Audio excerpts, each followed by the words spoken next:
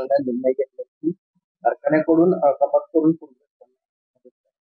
नाही, परवा दिवशी निर्णय घेतला तो मंत्री समितीने घेतलाय। सहकारी कारखाने केव्हा सुरू करावे त्याचे निकष काय असावे यासाठी एक मंत्री समिती माननीय मुख्यमंत्री महोदयांच्या अध्यक्षतेखाली होती। त्यामध्ये उपमुख्यमंत्री, वित्तमंत्री, सहकार मंत्री, राज्य साखर संघाचे अध्यक्ष, त्यांचे सर्व प्रतिनिधी, साखर धंद्याशी संबंधित सर्व मंत्री महोदय, आमदार महोदय उपस्थित असतात आणि साखर कमिशनर हे त्या ठिकाणी त्यांचा अहवाल सादर करतात आणि ती चर्चा होत असताना यावर्षी अतिशय बिकट परिस्थिती मराठवाड्यामध्ये विशेषतः झालेली आहे। पुरामुळे हानी झालेली आहे। असताना 5 रुपयांनी मुख्यमंत्री निधीमध्ये 10 रुपये असा निर्णय झालेला असं आम्हाला मीडियाच्या माध्यमातून समजलं।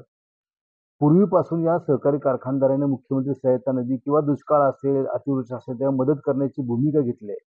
परंतु परवा जो निर्णय झाला त्यामध्ये असं आहे की मुळात शेतकरी हा बाधित झालेला आहे आणि त्या शेतकऱ्याच्या ऊसातून ही रक्कम घेतली जाणार आहे आणि ती त्यांनाच परत दिली जाणार आहे। राज्य शासनाने खरं तर यामध्ये अधिकचा पुढाकार घेऊन अधिकचा निधी देणं हे गरजेचं आहे। आज आपण बघतोय की सर्व ठिकाणी चर्चा सुरू आहे, कारखानदार एका वेगळ्या चक्रामधून चालले। अशा परिस्थितीमध्ये राज्य सरकारचं नेहमी सहकार राहिलेलं आहे, पण याही बाबतीमध्ये राज्य सरकारकडून आम्ही सहकार्याची अपेक्षा करतो की त्याने जो निर्णय घेतलाय त्याचा काही परिणाम होतोय हे सुद्धा पाहावं लागेल।